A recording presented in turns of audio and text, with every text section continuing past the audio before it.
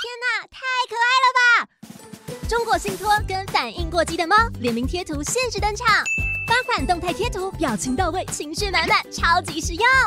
听你所想，与你一起生活的银行。即日起至2026年1月22日，加入中国信托 LINE 官方账号，就可以免费下载限定联名贴图，再完成贴图互动游戏，就可获得美食优惠大礼包，赶紧来下载吧！立即搜寻中国信托 LINE 官方账号。 That's right here with Jeff, right here. You've been teaching for 50 years, right? Mm-hmm. Also considered one of the America's best, named PGA Teacher of the Year 3 times, and the country's top 100 golfer instructor by Golf Magazine multiple times. Of course, it's great honor to have you on our show. This is my first question, actually. Can you let the audience know the occasion of visiting Taiwan? And I had people coming from the Chinese Taipei Golf Association to see me at my facility. I'm not sure how on earth they knew about me, anything. I didn't know. They came. They said they wanted to talk to me about some things. So they came and they asked me if I would be interested in coming here. When I told them, no, I have no interest in coming there. I'm getting too old, and when I get on the airplane, it takes about 20 hours to get here. how many transit? 2 or 3 or 4, so at least 20, I don't know, more than 20 hours to get here. So there's so many teachers better than me. I can give you some names out there that are wonderful teachers, and you can attract some of those teachers, and they can go and help your kids and that sort of thing. That's the way that went down. And then they came over another time also, second time, asking me again. And then they finally, third time, they said, how about this? And so I said, you know what? I feel like God is calling me now, because you came 3 times to see me. That's crazy. So I'm going to come. And so I came for the sole purpose. I don't want any pictures. I don't want anybody to take a picture of me. I don't want anybody to talk to me about anything other than these beautiful teachers and these beautiful kids. That's all I care about. And when I got here, I fell in love with your country. I mean, you're a man of true words. When you said you love this place, what do you mean? I think it's magical. And I had it in my mind, and so did Susie, my wife. We had it in our mind a little bit of a magical, huge island with magical people. And of course, that's silly to think that way, but and being in so many countries in the world, I haven't been here, so to speak. So, and I come here, and I'm greeted by people late at night at the airport to pick me up. First of all, I'm so grateful for somebody willing to do that. And then secondly, and when I meet all of these teachers, they can't wait to see me. And I'm thinking, what on earth are you thinking? Why would you want to see me? What is your diff? And so I felt the bond. Is that fair? The bond and the warmth. And after the introduction stuff, when we get our plan of teaching and make our plan, everybody was excited, including me, to the point of tears. I think you mentioned in some interview, or you said the teacher learned from the student, and then I just thought, how was that? When you said that, what do you mean? When teachers have everything to offer, and then the student was here to learn. The student? Oh my goodness, yeah, the teacher learns from the student, because the student's swinging the golf club, and the student has their hands on the golf club, and the student can teach the teacher what they feel, and the teacher's surprised because they don't teach that way, and all of a sudden, the teacher's door of understanding opens to a greater detail, knowing that that student can learn the game different than the teacher typically teaches. Now they reach a student by feel. Now they reach a student by communication differently than the communication that they received before. Now they make a bond. And an interesting thing about the bond, a teacher may not be the perfect teacher for the student who's becoming famous. So the student gets to become very good, and then the mother and father hire another teacher because the other teacher has a little bit more fame and notoriety, and that student's game goes downhill because the other teacher knows everything about that student. So that student and mom and dad can teach the teacher how to stretch and be willing to train a student differently because they walk different, they think different, they feel different, and now that teacher can become really a good teacher because of that young kid. to the topic of that education, how important this education is, because I was about coming to the point. The reason why the way that they think climbing to the top will require hours, maybe 10 hours, 12 hours of practice and nothing but practice. I want to hear from you. Going to the top, is it just require nothing but practice? How education comes into the play? And I want to learn that. Okay. Yeah. Well, Jeff, this is a very interesting topic if you think about it. There are players that come up in the old school of playing, that the Lee Trevino type of players and the Ben Hogan type of players that put an awful lot of time into their practice. But by the way, they still went to school, in case you're interested. So they did realize even back then that the education is much more important than the golf. And there's nothing wrong with, and I teach my kids to become players. You're going to have to put in a lot of time to be that. But your priorities in life can't be golf and then other things. Your priority in life, and the way I teach and believe in my heart, is God first, and then your family is second in your life. And then your extended family is even third. And then your friends maybe even be before this, but golf plays a role at maybe the fifth or something like that as far as the time limit is concerned. Another thing, too, about golf that most parents don't understand, there is a practice where you work so hard in practice and you keep on practicing, so you go past the point of no return and you actually go back the other way from all that work that you put in. So there is a maximum benefit portion time, and when you reach that time, and you have to know what that time is, but when you reach that time, you're done for the day. Now you can grow into the next day. But if you go past it because your mom or dad or in your own self thinks that the more time I put in, the better I will play, is absolutely not true.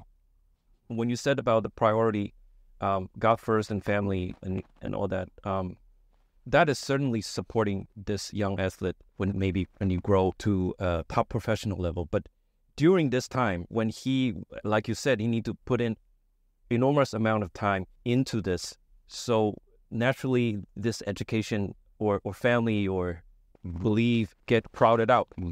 I hear you talk about the master plan on almost every area of a upbringing of a professional, which comes first, and then how that plays into a professional athlete's life. I could do that, and that's about 30 questions. Let's start with this. To be a significant person in life, you have to do something for other people, not for yourself. If you're a significant person, you're making an impact in someone's life.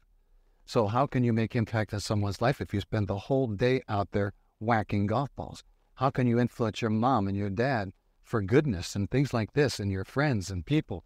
So that is way more important than golf. However, being a golf instructor of many, many, many wonderful, wonderful tour players and amateurs that really love the game of golf, they had to come up with a system, a plan for every little area, and not just, I have to practice my putting today. I'm going to work 5 hours on my putting today, and tomorrow I'm going to work on my bunker game 5 hours. They have to come up with a plan that is beneficial and really impacts their game in all areas for good.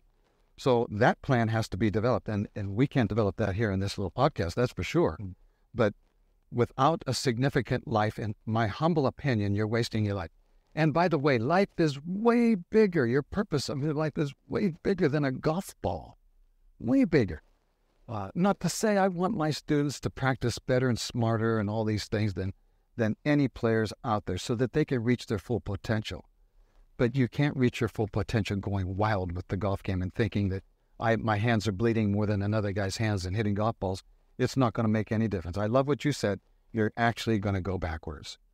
So with that said, what is the purpose of my life? So you have to set down some good, solid, basic, foundational goals of what I want out of my life and what I want out of my golf game. And then come up with the plan inside of that doesn't go so crazy that you can't have life itself. Your life is stuck.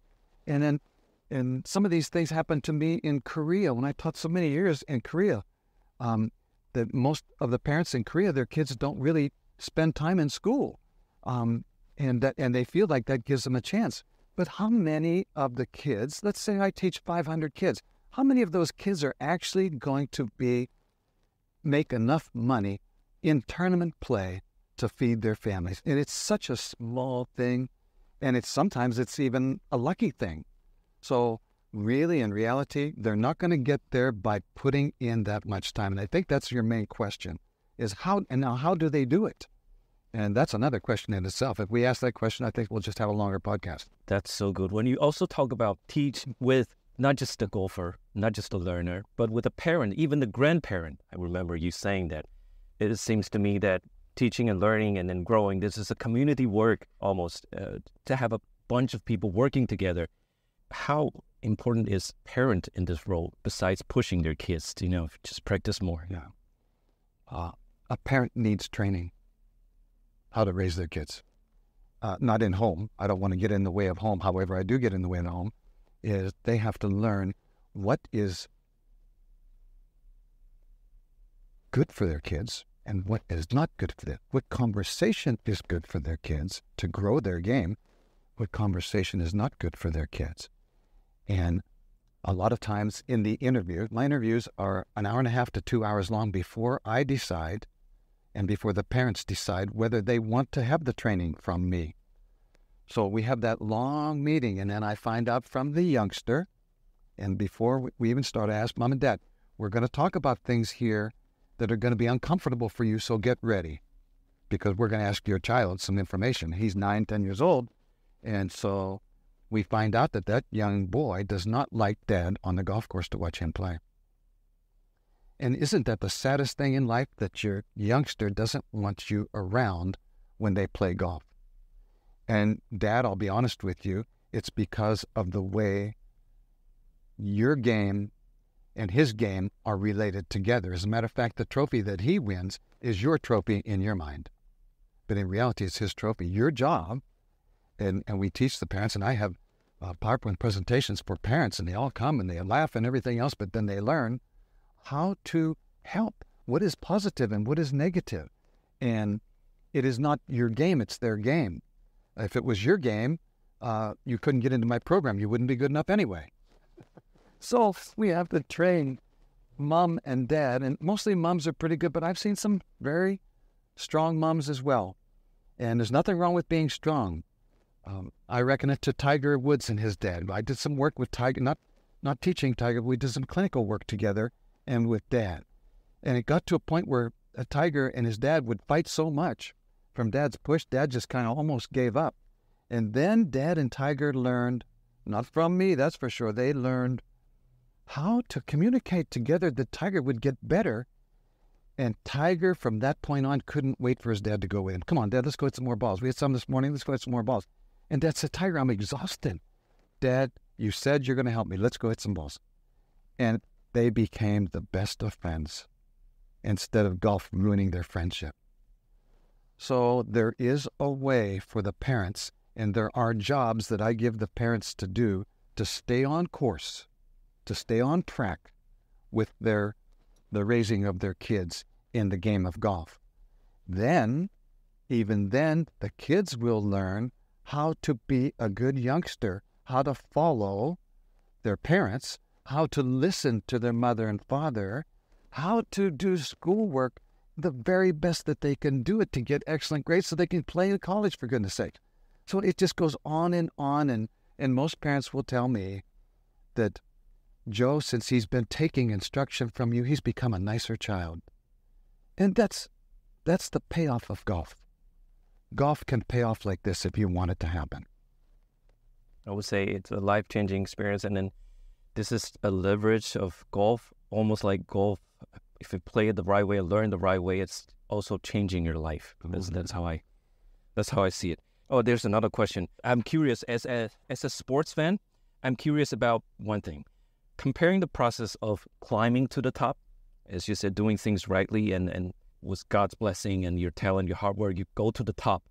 So comparing the process of going to the top and staying at the top, and I want to know which part is harder, or to you, this is basically the same thing. No, it's not basically the same thing. I don't think so. I think the growth to get someplace is more important than the end result. Make sense? The growth of the growth to get someplace, okay. Yeah, is more important than the end result. The end result is the product of your hard work and things like that. But once you reach to a place where you, like so many other the kids that I've taught that get to the top up there, that can't be the end. There can be no top. There's no such thing as a top. You get there and you play consistent, you play pretty good golf, and it becomes a job. But this game is supposed to be the game of a lifetime. There's none other like it, not one in the world. And I get arguments from my tennis buddies and people like that. But in reality, like Michael Jordan said to me, Joe, I'll tell you what, I was a pretty good baseball player, and I agreed with him. And he said, obviously I had a good career in basketball, and I very much agreed with him there. But he said, golf is so special to me. There's something about this game that you can't arrive. You never arrive. Even if you win, David Duval, player of the world, and then you're gone. And you're only there for a moment. Or Luke Donald, who had it for a couple of years, and then you're gone. So there is no top in golf, in my opinion. Staying at the top tells me something that, in other words, there's no top. You can't be staying at the top forever. But reaching to a final destination and playing consistently, maybe the rest of 10 more years, consistently, that's, I guess, what you're saying is the top. That is priority number 5. Way more important things. Now that you've reached the top, what have you done? What are you doing with the top? Who are you influencing at the top? Because you're at the top and people want your autograph and things like that. That's about worthless, in all honesty. They're going to throw it away anyway, and nobody's going to remember your name anyway. It's what you do with your life that makes impact at other people's lives. And if you're doing something that you feel real good because I helped somebody dig a well in South America somewhere for water purification or something like that, and I funded that, and I even went there to show them. And I think of a lot of people, and think of Lorena Ochoa. She's one of the people I'm thinking of right now, who at the very top of her game, sponsors and money and all these things, quit at the very top. That's number 1 player in the world, quit playing. Sponsors angry. Coach probably angry. I wasn't her coach, but I was her friend. And her reason, I wanted to go back to Mexico and give it to the youth. I wanted to raise them up. And what a beautiful top that is. So I learned so much from the very beginning, God, family, and friends, and how golf ended up in the 5. What's the 4th? But God comes first, because ultimately that's where you're headed. And also, when you have somebody of that significance impacting your life, you're willing to follow. If it's another person impacting your life, you don't know if they have an ulterior motive, and God never has an ulterior motive, not one. And then secondly, behind that, your mother and father. And the Bible's full of all kinds of things about telling you about your mother and father and what kind of person you should be. So, but your mother and father are going to be with you only a short period of time. Your job is to love your mother and father and what they've done for you. Even if dad is in the way of your golf a little bit, send him to me. I'll help you with that. And then you've got your siblings and your family. And you're going to be gathered together with your siblings and your family the rest of your life. And then your friends beyond that. And then your schoolwork has to fit way up there. Why? So that you become an intelligent person and a person of wisdom for other people. Because what's the most important thing in your life? Significance. To be a significant person, you're touching other people's life. That's a significant person. You give your life away, and back comes a beautiful way to live. My final question, I think, goes out to mostly my fellow Taiwanese players. What is your recommendation, reminder for young, ambitious golfer? I think we have covered that in the whole episode and podcast, but particular for Taiwan, a few words for all my young, ambitious golfer. I hope you guys listen to this. This is really important. The reason that I decided to come was not for you kids. The reason I decided to come was for those that are speaking into your life, your teachers. That's the reason I came. And I have no ulterior motive to come except the warmth of these teachers. And if I can, just influence their life enough that they can have some good understanding of a direction, not just a teaching, a direction for your lives, a direction for your teaching, a plan of every single area of golf that you have to learn. Because if you leave one single area of golf out that you did not learn, it's going to affect all 9 other areas. right? If there's 10 areas. So my hope is to train and help the teacher become a plan maker for you and a roadmap, so to speak, for you. And that you can find that teacher out there, that roadmap teacher that you feel like, oh, I see. I can see that this part of my game can be better. And if this part of my game can be better, my teacher has a map on how to get to that place.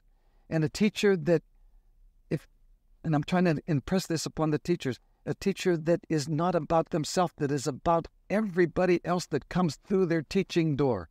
And if they're about you, you can feel it. You will know. So my advice to you and your parents is to find that teacher who's at least learning how to do this and learning how to teach you in every single area of your game and your life.